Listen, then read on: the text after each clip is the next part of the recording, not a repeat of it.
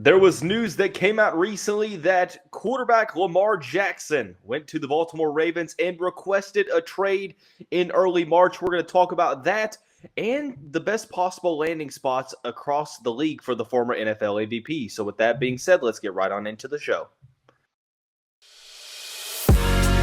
You are Locked On Louisville, your daily podcast on the Louisville Cardinals. Part of the Locked On Podcast Network, your team every day. What is going on, everyone? Welcome into another episode of the Locked On Louisville podcast. I'm your host, Dalton Pence. Joining me today, my good friend, football aficionado from the state of Louisville.com, Grant Mulligan, back on for, I think, the third time now. Third time. Grant, how are you, man? Fantastic. Always happy to be here with you, Dalton. I appreciate the ask out. Ready to talk Lamar, talk ball. Yeah, it's been just a lot of back and forth over the past seemingly couple months now. But news came out recently that Lamar Jackson did officially request a trade back in early March. We'll talk about sort of the posturing battle between the two sides right now. Both Grant and I have two of the best landing spots in our opinions, one for the AFC and one for the NFC. We'll discuss those in the following segments. But Grant, right now, news comes out that Lamar Jackson requested a trade in early March, but obviously right after that, the Ravens, at least on the surface, staying committed, at least from a PR sense, trying to get Lamar Jackson on a long-term deal. Lamar Jackson has at least, as far as we know, has been receptive to that, but it doesn't seem like we're making any type of movement in that. Well, I think on the part of the Ravens, and one of the things that I really hate to see is that it doesn't exactly seem like the Ravens are negotiating with the best faith. This feels like a very, okay, we think you're being unrealistic. We want you to go out and test the market to show you how realistic or how unrealistic you're being, and then come back to us so we can get a better deal. I don't feel like, and we don't know the numbers that Lamar is getting. It's constant speculation, and some of the numbers that they're throwing out there are just to put Lamar in a bad spot or to essentially slander his credibility, which he has largely shown he cares nothing about. But it doesn't, it strikes me wrong from the part of the Ravens. For a player who's given as much as he has, to not command the respect of guys like Joe Burrow and Justin Herbert and Jalen Hurts, who are getting talks of contract extensions after their third season when they're first eligible. I mean, we've kicked the can down the road on Lamar here. He's missed out on a lot of money by not getting that extension earlier, and this doesn't feel like the Ravens are doing it for Lamar's good. This feels very much of, okay, we want you to take a cheaper deal, and we're going to use the other teams in the league to show you that what you're asking for is unrealistic. And I don't love it. It strikes me as wrong. Yeah, I mean, I agree. I think that right now, I think someone mentioned the news that Lamar requested a trade. I feel like it's just a back and forth of who's trying to get more leverage. And obviously, the Ravens feel like they have the leverage by saying, hey, we're going to put a non-exclusive tag on you and let you legitimately go negotiate your contract and go try to get that deal. And they've even made it to the point to where we'll give up 2 first-round picks. If a team signs you, But let me ask you this: I've seen a lot of back and forth. Do you know for certain is the compensation for sure 2 first-round picks? I guess it would have to depend on if he signs that long-term deal. So the language associated with the tag that he's on is that he is able to go out and negotiate with other teams, and if he agrees to a contract with them, the Ravens are given a chance to match. If the Ravens choose to not match that deal, then the team who he agreed to the contract with gets Lamar in exchange for 2 first-round picks. So the Ravens would be taking the Ravens would be getting their 2 first-round picks. The team has to have first-round picks in 2 consecutive seasons to even be eligible to sign Lamar, which could also. And that makes sense. But the question that I have, because I guess I'm a little confused because people are like, well, they're going to ask for a young player in return. Well, it doesn't matter what they ask for. They signed that non-exclusive tag. I wonder if a team is more willing to go ahead and sign him to that deal just to get rid of just 2 first-round picks, or if they are willing to, I don't know, trade for him before giving him that deal and having to give up more. So I think it's more of an incentive to give up a deal early on. Grant, if you had to give me a percentage in which, if I were to tell you Lamar Jackson will be back with the Baltimore Ravens next season with or without a long-term deal, that means he's either playing on the long-term deal or he's playing on that non-exclusive tag, which we don't even know if he will, and that's a part of the percentage that I'm asking you. What's the percentage that either way he plays one snap as a Raven next season? I feel that in how Lamar has handled it thus far is that I don't see him playing without a long-term deal for any organization. I don't personally, and I don't want to speak for Lamar and his camp, but just based on how I've received this contract period, the negotiation with the Ravens, and how he's handled business thus far, I think he's reached a point where he's no longer willing to play without a long-term deal, and he has every right to be in that situation. He's won an MVP. Without a long-term deal, he doesn't have that security if he were to get injured that he's still going to be able to make his money. He's absolutely earned the extension, and I give it a near 0% chance he plays anywhere without a long-term extension. I'll give it a 10% chance that he plays. Go less than 10%. Less than 10, possible. That's generous. I'm giving a generous 10% that he plays.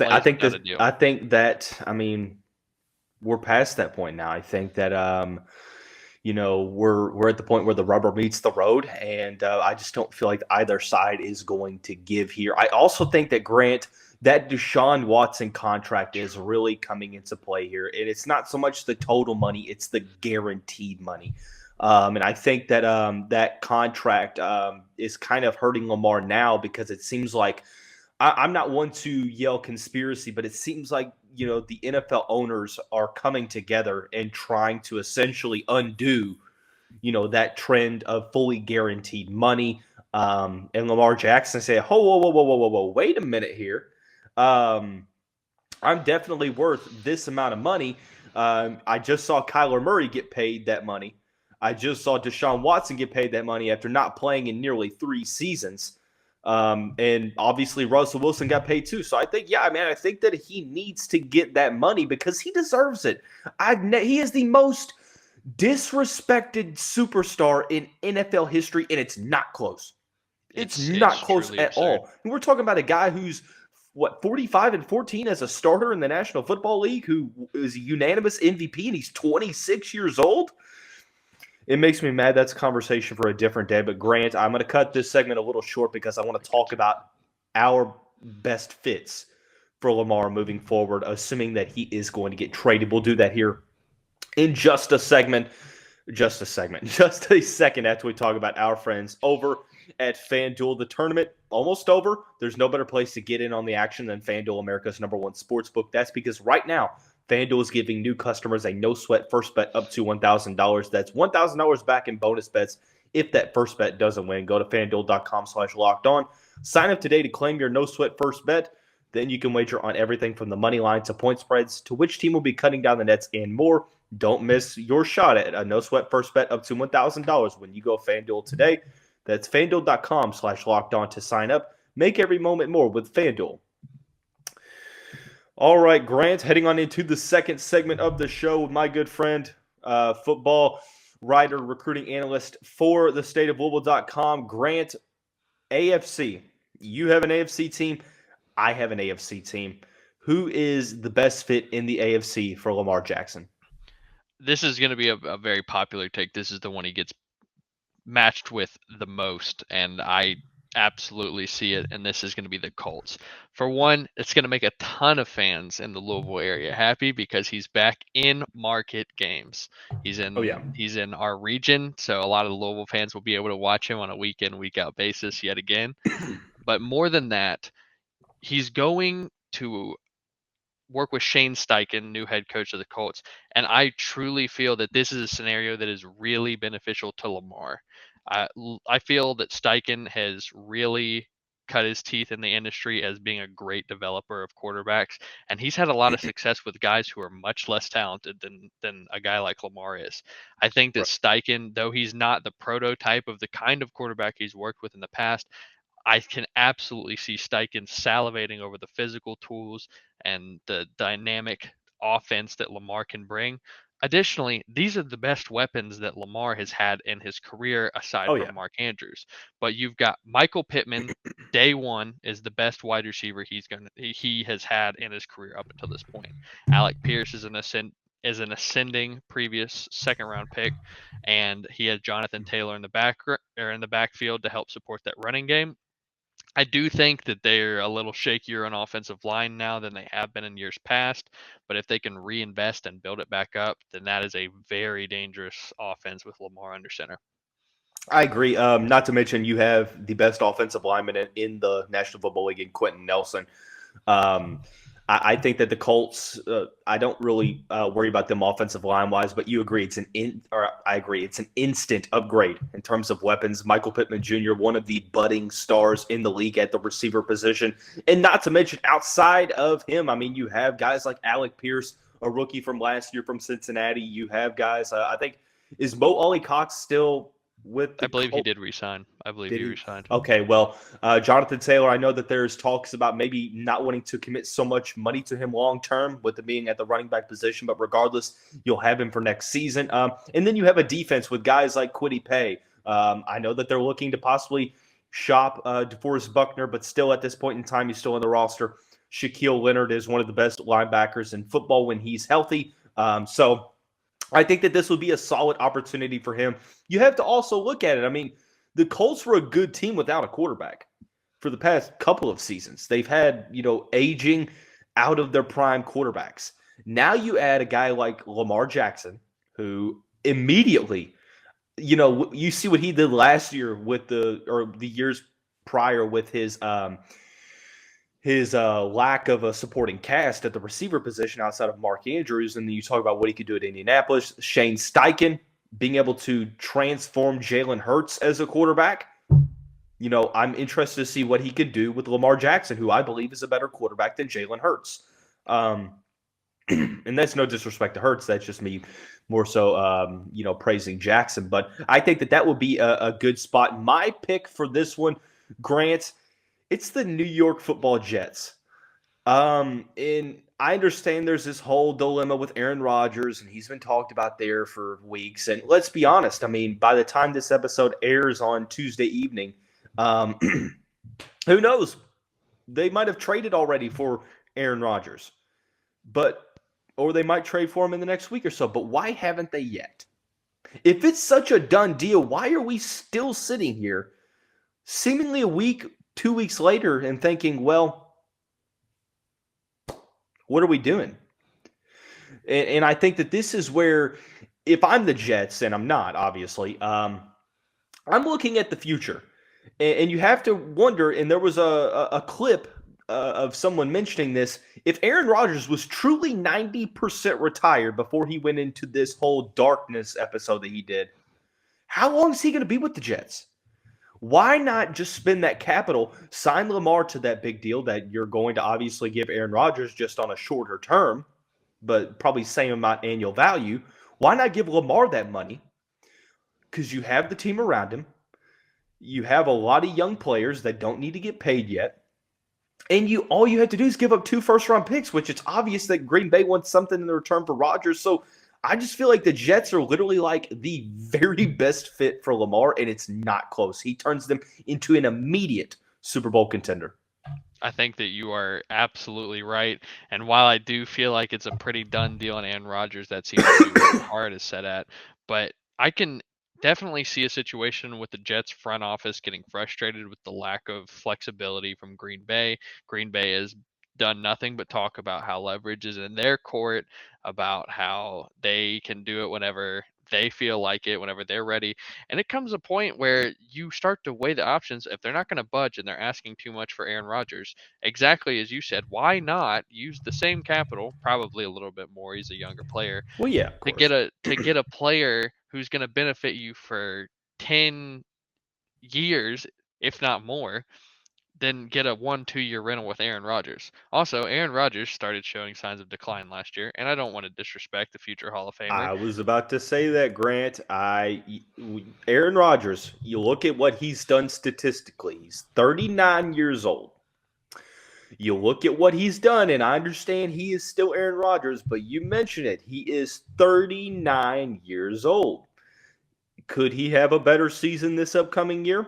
Of course, he might be able to bounce back. But the reality is, and these are just statistics, when he played a full season, he played 17 games this past year. When he's played at least 12 games, you look at statistics. He's played at least 12 games. He hasn't had statistically less yards at any point in his career as a starter when he started more than 12 games than he did this past year. He had 3,600 yards and some change.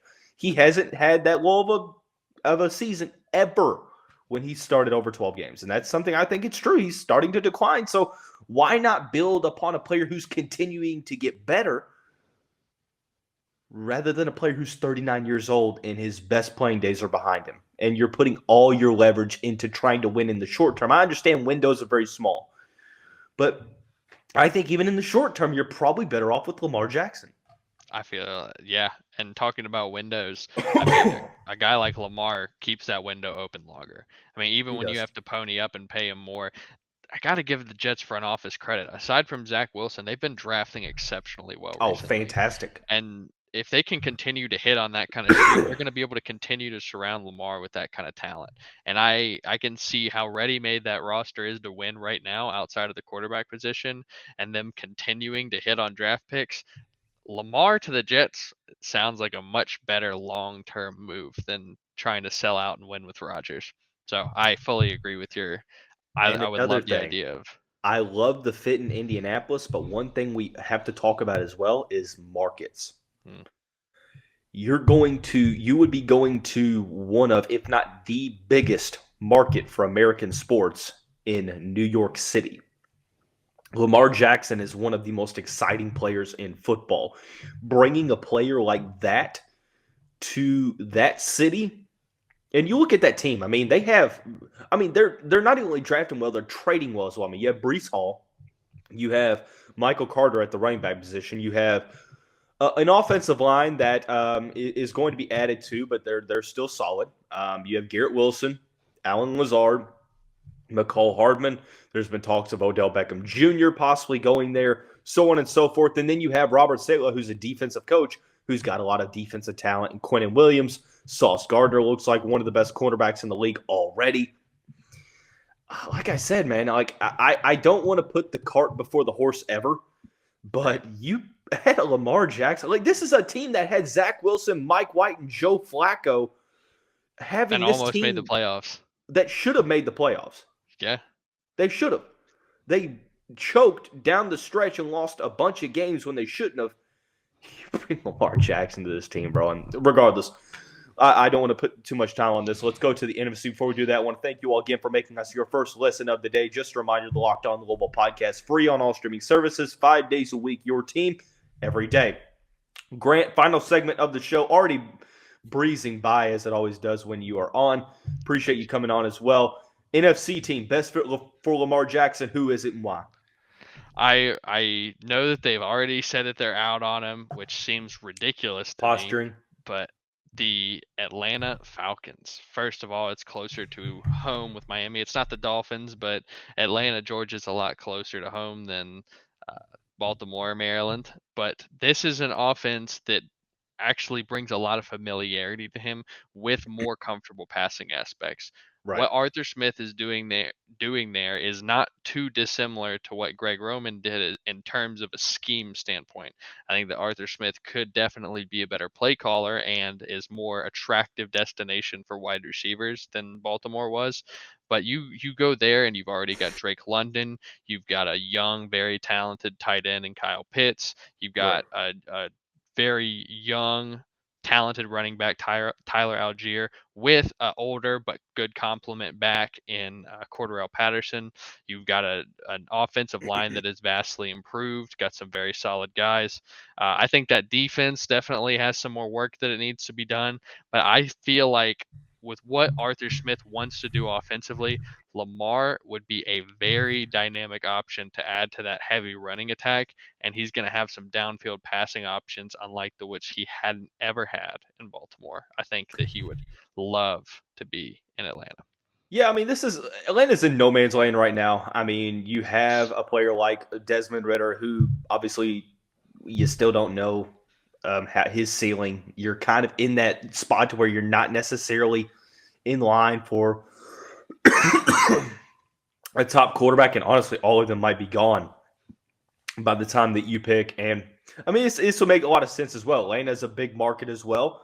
That very, very big football town, and they love their Falcons. Have a sister who lives in Atlanta, and it's very evident that they love their football. I'm not sure it makes them a title contender right away, because I think Atlanta has some more stuff that they need to do on the offensive and defensive side of the ball, but they have some solid building pieces that can at least get you back to the playoffs, or because, I mean, the NFC South right now is wide open. Exactly. Being able to have the NFC South's the worst division in football right now. Exactly, and that's why I think a team like Atlanta would be highly benefiting from targeting a guy like Lamar, because you don't have to have your roster completely together to run for this division. I mean, it is wide open and it is full of teams that are very mid-level at best. Carolina traded for number one. They are going to have a rookie quarterback. Derek Carr is not that good, in my opinion. He's going to be with the Saints. Tampa Bay, who the hell knows? It's Baker Mayfield time in Tampa Bay. But regardless, NFC South, the worst division in football. I like that Atlanta prediction, or best place to land. Mine's not the sexiest place. It's not the sexiest opportunity to go to, but football-wise, it makes a lot of sense, and that's kind of where the sense stops, because you talk about, Lamar going to a likable team. I feel like people don't necessarily like, but they don't dislike this team. The Washington Commanders makes a lot of sense. You and I were talking pre-recording. The Commanders have sneakily done a solid job of building this roster. They're just a quarterback away. They're kind of like the Colts, just a little bit of a lighter version in terms of some stars on the roster. You have a solid receiving core.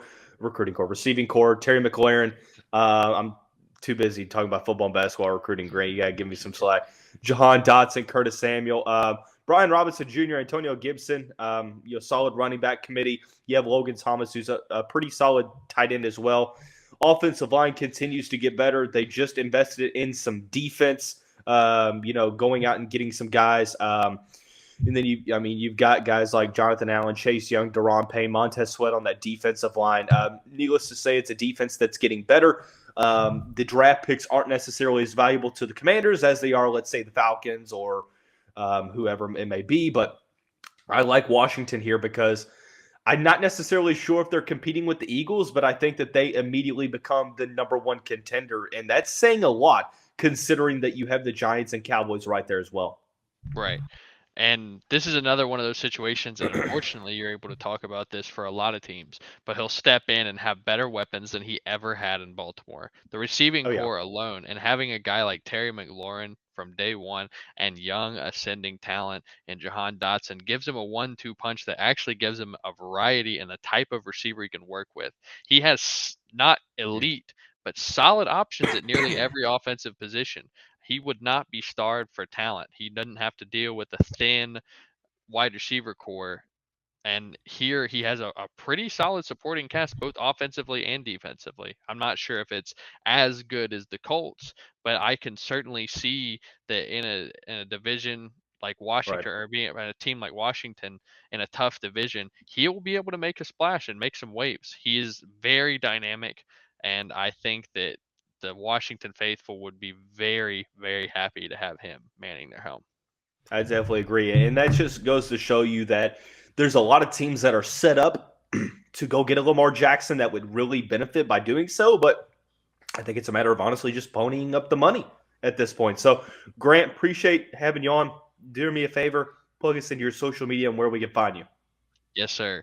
You can find me, as always, at Grant_Mulligan_. It's where I'll post all my work and my recruiting takes. You can also read my work and check out some of the other great dudes over at the state of Louisville. You can follow them on Twitter or check out the website. Dalton, it was great being on as always. I look forward to talking to you again.